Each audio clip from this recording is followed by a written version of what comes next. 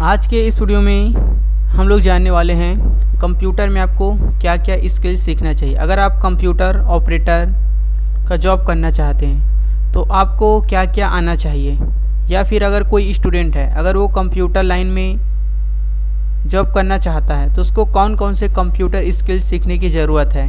इस वीडियो को इन तक ज़रूर देखिए, क्योंकि मैं आपको पॉइंट टू पॉइंट क्लियर बताऊंगा कि क्या सीखें, क्यों सीखें, जॉब में वो कैसे काम आता है, कैसे सीखेंगे। एमएस वर्ड में सीखना है तो क्या उसमें सीखना है, एक्सेल में सीखना है तो क्या सीखना है, ताकि टाइम वेस्ट ज़्यादा ना हो। एक मंथ में आप लोग कंप्लीट ये आठों स्किल्स सीख सकते हो, जिसमें आसानी से आप कंप्यूटर में जॉब ले सकते हो।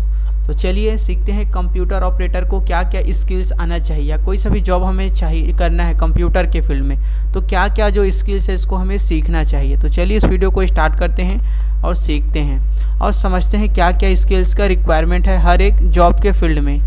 तो उसको सीखने के लिए आपको क्या करना है, चलिए मैं अपना PDF एक ओपन कर लेता हूँ और बताता हूँ आपको कि क्या क्या हम लोग सीखने वाले हैं, क्या क्या सीखना है। तो सबसे पहले कंप्यूटर को नीड होना चाहिए बेसिक। यूज़र को जो है कंप्यूटर ऑपरेट करने के लिए आपको बेसिक कंप्यूटर का सबसे पहले तो नॉलेज होना चाहिए।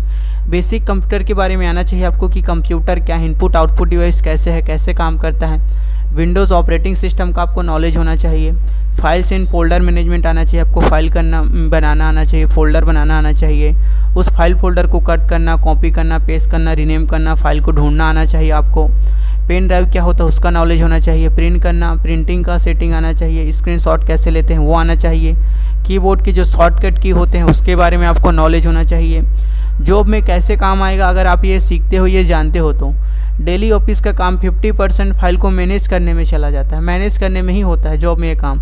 डॉक्यूमेंट को ढूंढने में ही चला जाता है, ऑर्गेनाइज करने में। इससे क्या होता है, स्पीड आपका बढ़ता है अगर ये सब आप सीख लेते हो तो। फिर उसके बाद MS वर्ड में क्या क्या स्किल्स है जो सीखना हमें ज़रूरी है।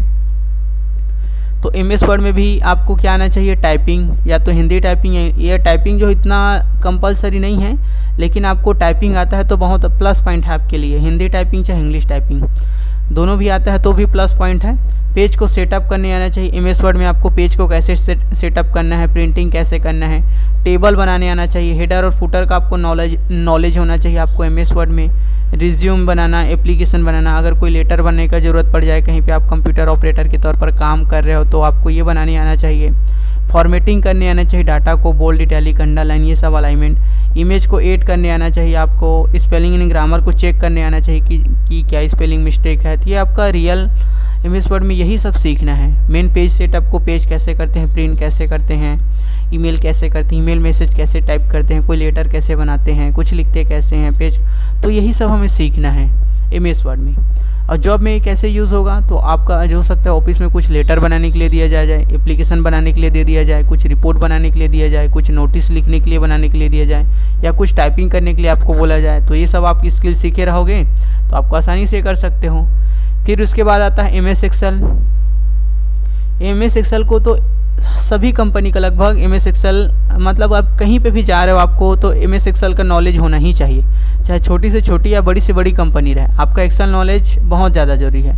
हर एक फील्ड में एक्सेल आपको ज़रूरी है, आना ही चाहिए। तो एक्सेल में क्या क्या आना चाहिए, क्या क्या स्किल्स एक्सेल में सीखना चाहिए, ये चलिए समझते हैं। सबसे पहले आपको बेसिक फार्मूलाज क्लियर होना चाहिए। सम हो गया, जैसे कि एवरेज हो गया, मीन मैक्स हो गया, काउंट हो गया, ये आपका बेसिक फार्मूला। ये आपको तो सम तो पता ही होना चाहिए कि कैसे सम किया जाता है, कितने तरीके होते हैं, मल्टीपल तरीके से। फिर इसके बाद आपको कंडीशनल फॉर्मेटिंग के बारे में आना चाहिए। कंडीशन के बेस पे डाटा को फॉर्मेट करना, अरेंज करना, ये सब। डाटा एंट्री करने आना चाहिए। डाटा एंट्री मतलब कुछ आपको कागज़ में कुछ फॉर्म मिलता है, और मतलब कि हार्ड कॉपी मिलता है, उसको आप डाटा में एक्सेल में एंट्री कर सको, देख देख के टाइप कर सको, ये आपको आना चाहिए। टेबल बनाना आना चाहिए आपको, सॉर्ट करना आना चाहिए, फ़िल्टर करना आना चाहिए, सैलरी शीट बनाने आना चाहिए, अटेंडेंस शीट बनाना आना चाहिए आपको। डिस्काउंट एंड GST के बारे में कैलकुलेशन आना चाहिए एक्सेल में आपको। चार्ट्स बनाने आना चाहिए आपको एक्सेल में। इतना आप लोग सीख जाते हो तो आप किसी भी कंपनी में कंप्यूटर ऑपरेटर के तौर पर काम कर सकते हो एक्सेल में।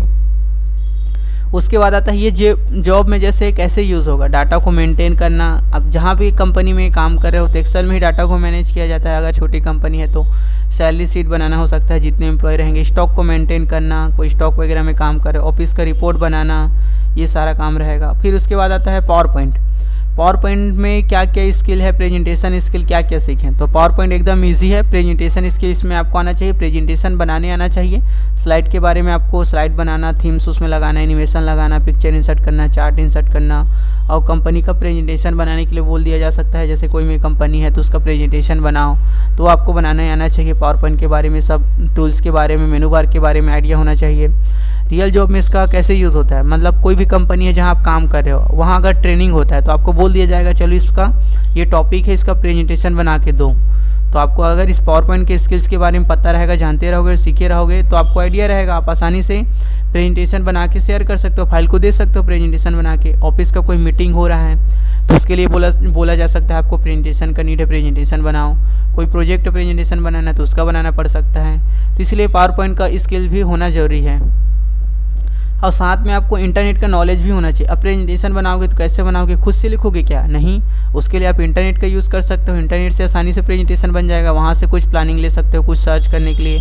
तो इंटरनेट का नॉलेज बहुत ज़्यादा ज़रूरी है। आपको इंटरनेट में ईमेल को सेंड करना, रिसीव करना, ईमेल में कोई फाइल को अटैच करना, गूगल ड्राइव से अटैच करना, या गूगल ड्राइव के बारे में आपको नॉलेज होना चाहिए। ऑनलाइन फॉर्म कैसे फिलअप करते हैं ये थोड़ा नॉलेज होना चाहिए आपको। पीडीएफ को डाउनलोड कैसे करते हैं, ब्राउज़र का यूज़ कैसे करते हैं, ऑनलाइन और सिक्योरिटी से रिलेटेड आपको कुछ आना चाहिए, कैसे सिक्योर रखा जाता है, कैसे इस तरीके से वायरस ना आ जाए, इस तरीके से आपको पता होना चाहिए। रियल जॉब में क्या क्या आएगा, क्लाइंट से कैसे कम्युनिकेट करना है, ये गवर्नमेंट का कुछ भी फॉर्म आता है तो उसको कैसे अप्लाई करना है, रिपोर्ट भेजना, ऑनलाइन डाटा का वर्क करना, ये सब आपको आना चाहिए इंटरनेट में। उस तरीके से और क्या क्या सीखें आपको, पीडीएफ डॉक्यूमेंट मैनेजमेंट, मतलब कि पीडीएफ आना चाहिए आपको। जैसे कि कोई सा भी पीडीएफ है उसको इमेज में क्या करना, जो पीडीएफ फाइल को इमेज में कन्वर्ट करना, पीडीएफ को कंप्रेस करना, और पीडीएफ फाइल को वर्ड में ले जाना या एक्सेल में करना। तो ये सारा आपका रियल काम है, रियल काम आपको आना चाहिए।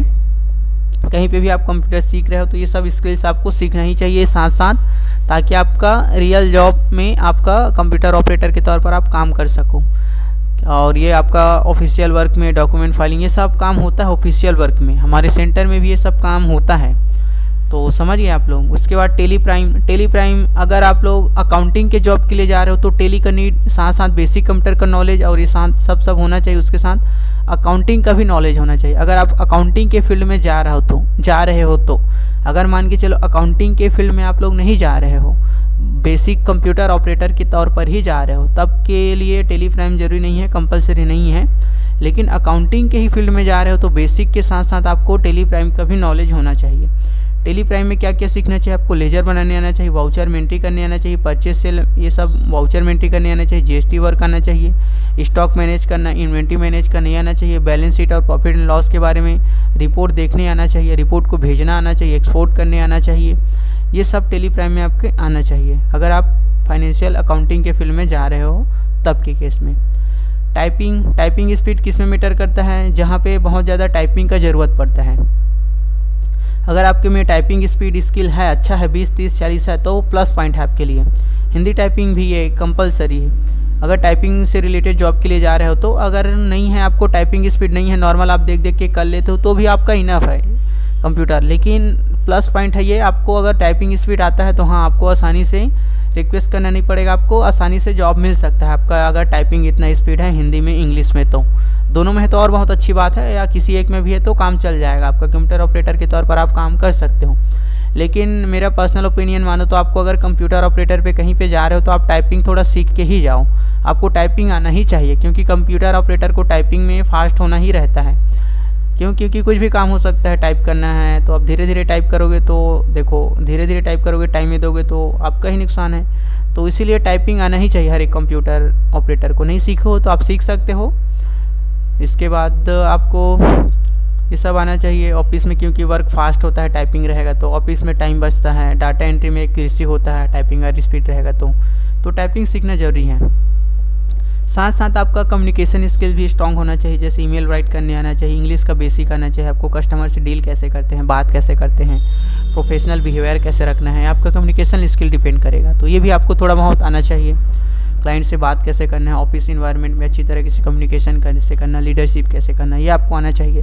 फिर कुछ सॉफ्ट स्किल है जो भी आपको आना चाहिए, टाइम को मैनेज करना, टाइम पे काम को कंप्लीट करना, पॉजिटिव एटीट्यूड होना चाहिए कि आप हाँ इस काम को कर सकते हो, और उसके बाद टीम वर्क आना चाहिए, टीम के साथ आप काम कैसे कर सकते हो, जो कुछ भी प्रॉब्लम आता है आपको तो कैसे उसको सॉल्व कर सकते हो, तो ये स्किल्स आपके में होना चाहिए। और उसके बाद बात करते हैं ये सब स्किल्स आप कैसे सीख सकते हो। अगर आप कंप्यूटर ऑपरेटर बनना चाहते हैं, किसी भी कंप्यूटर रिलेटेड जॉब चाहते हैं, तो इन 10 स्किल्स को ज़रूर सीखें। इसमें से एक स्किल्स को भी मिस नहीं करना है। अगर आप स्किल्स में स्ट्रांग हो जाते हो तो आपको किसी भी ऑफिस में, स्कूल में, हॉस्पिटल में, शॉप में या कंपनी में आसानी से जॉब मिल जाएगी। और जॉब के लिए बेस्ट कोर्स क्या क्या कर सकते हो आप लोग, DCA कोर्स कर सकते हो, एडवांस एक्सेल का कोर्स कर सकते हो, टेली प्राइम प्लस GST कर सकते हो। अगर आप टेली प्राइम सीख रहे हो तो साथ में आप एक्सेल का भी नॉलेज सीखना है। टेली प्राइम प्लस एक्सेल और प्लस बेसिक तीनों हो जाता है तो बहुत अच्छी बात है। टाइपिंग का कोर्स कर सकते हो, इंग्लिश कम्युनिकेशन स्किल सुधार सकते हो। तो ये बहुत सारे कोर्सेज़ हैं, आप कर सकते हो। तो ये अगर 10 स्किल्स आप सीख लेते हो तो आपको डेफिनेटली कहीं पे जगह पे किसी भी जहाँ कंप्यूटर ऑपरेटर का ज़रूरत रहता है आप अप्लाई कर सकते हो। आपको आसानी से जॉब मिल जाएगा। कुछ भी आपको पूछा जाता है इंटरव्यू क्वेश्चन में तो आप आसानी से उसको क्रैक कर सकते हो, क्योंकि सब आपको आता रहेगा। और जहाँ पे भी इंटरव्यू के लिए जाते हैं तो ये सब पूछा जाता है, टाइपिंग टेस्ट कराया जाता है। तो नेक्स्ट वीडियो में जानेंगे कि कौन से जॉब में जा रहे हैं तो क्या स्किल्स रिक्वायरमेंट है वो जानेंगे। तो इस वीडियो को ज़्यादा से ज़्यादा शेयर कीजिए। मिलते हैं नेक्स्ट वीडियो में। Thanks for watching this video.